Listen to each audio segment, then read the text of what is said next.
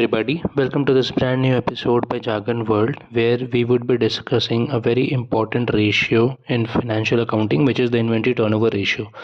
So, what this ratio means, the practical implications, the advantages for the company, and the best part is we'll discuss about real world data of two leading retail organizations, which will give you depth into the topic, and so that you don't have to look up to your textbook again. So let's get started. The first, we would be discussing about two things: the definition of inventory turnover ratio and the mathematical formula. So the definition, inventory turnover ratio, simply means that how many times a company has been able to generate sales through the inventory that it carries. So this basically is an indicator of how the company efficiently uses its operating resources to turn inventory into sales, as simple as that. And the mathematical formula for it is, there are two aspects for it. The first is that we need to calculate the average inventory, which goes into the main formula. So average inventory is basically the inventory at the beginning of the period and inventory at the end of the period. So beginning, typically a period of 1 year is chosen because this ratio typically appears in the annual reports of organizations when they do their regulatory filings. So this means that the inventory at the beginning of the year, the value of it, and the inventory at the end of the year. And then we come to the main formula, which can be derived in two ways. The first is when a company may choose to use sales as the key metric to derive this inventory turnover, and they can also use the cost of goods sold. So the best part is that whatever assumptions that the company is taking, they mention it in the notes section of their annual report, so you'll get to know either they are using sales or if they are using the cost of goods sold as the numerator while calculating this ratio. So now that we know the definition, we'll take a very simplistic example in real world what this ratio means. So now you can see, as from this happy person preparing chapatis. So we'll take a scenario of an Indian wedding where this person is responsible for preparing chapatis for the guest, and the rate at which this person can prepare chapatis is 1 per minute. So every 10 minutes he can prepare 10 chapatis. And for simplicity, we have assumed that the guest also can consume chapatis at the same or similar rate. So this means that every 10 minutes he has to go to the dinner table and he has to replenish chapatis in the basket. So now, as maybe if you're the event manager and you're told that what is the inventory turnover ratio for this particular scenario for the chapatis, so the first thing is that you'll take the duration. So you'll take a duration of 60 minutes here, and the numerator is the chapatis consumed in 60 minutes, and the denominator is the average inventory. So here 9 into 6, it is 54, and the average inventory is 10. So it rounds off to 6, means that this person has to in 60-minute period he has to go to the dinner table 6 times to replenish the inventory for the chapatis. So this is the practical meaning. You can replace the chapatis with the inventory, and the consumption with the cost of goods sold. So now we'll head on to real world scenario, wherein we'll take two leading Indian retail organizations. We will take the annual reports for the last financial year that is available in the public domain on their website, and we'll calculate the turnover ratio from those figures, so that you can always cross check, go ahead and cross check those details. So the first organization that we have taken is Avenue Retail, which is Dmart. And here you can see that we are referring to their last financial year's balance sheet. And the number that you need to focus on, I have highlighted it, is the inventory. So if you recall from the last slide, this is the inventory at the beginning of the year, and this is the inventory at the end of the year, and this is the average, and we will take the average of these two numbers. Then we'll go on to the profit and loss statement, and here the number that we need to take is the sales number. So this is the number that we will plug to calculate the inventory turnover ratio for Dmart.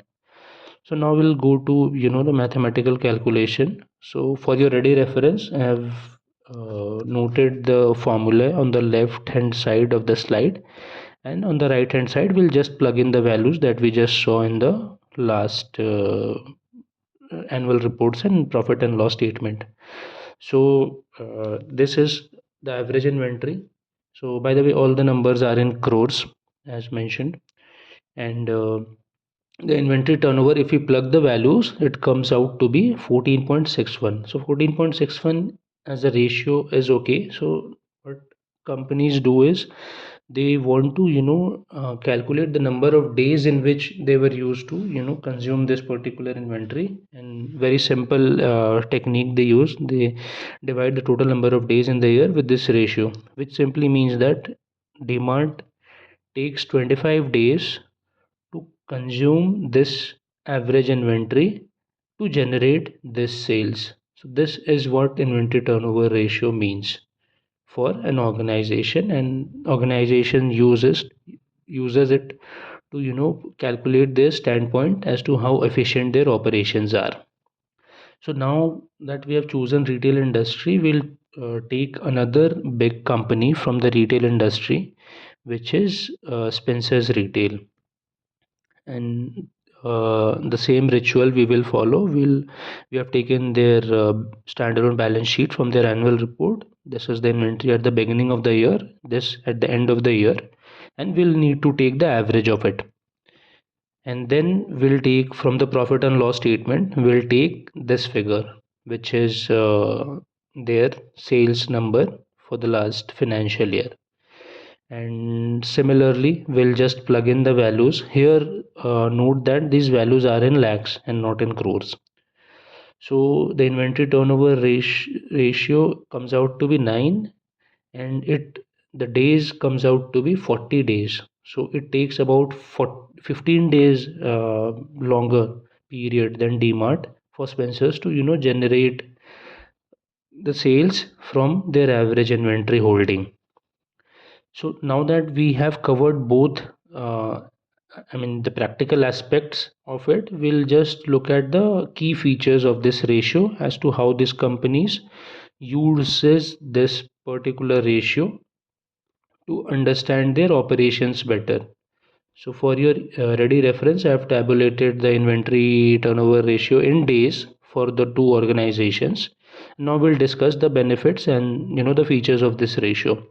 So the first benefit is that this ratio is a strong sales indicator. So as you can see, Dmart takes only 25 days through its efficient operations to convert the average inventory holding into the sales. So this is an indirect indicator of the products flying off the shelves, and also the return on marketing it uh, is realized for Dmart compared to Spencer's. And then is second advantage is the low material holding cost. So if you have gone to any of this superstore, you'll note that they have a very large capacity in thousands and in lakhs of square feet, and the key metric that they track is they want to increase the revenue per square feet for their retail space. And if they are able to turn the inventory around in a lesser number of days, which means that they will be able to, through the same retail space, they will generate higher revenue per square feet. So a lower inventory turnover ratio helps them achieve this feat. The third advantage is the bargaining power with suppliers that a company gains. So for an organization, if they are able to convince their supplier that this is the number of days that we will replenish our or we'll exhaust our inventory, and you'll get a new purchase order even before this period to cover up for the transit time. So overall, the suppliers will have better confidence, and the value chain whole as a whole will get benefited. And the last is the low levels of damaged or expired inventory. So a company procures product to sell it at near to the retail price. They don't want to do a markdown sales. So if the percentage of the markdown sales or selling at a lower value, if they are able to reduce this percentage through a good inventory turnover ratio, it is a win-win situation for the company. And this tracking this metric helps them achieve the feed. So now that we are done with the inventory turnover ratio, as a disclaimer, I would want to state that this is not a standalone metric that you would be looking. So as a part of this video series, we would be discussing two more ratios, which we will post in the weeks to follow, and that will give you a holistic view of the business.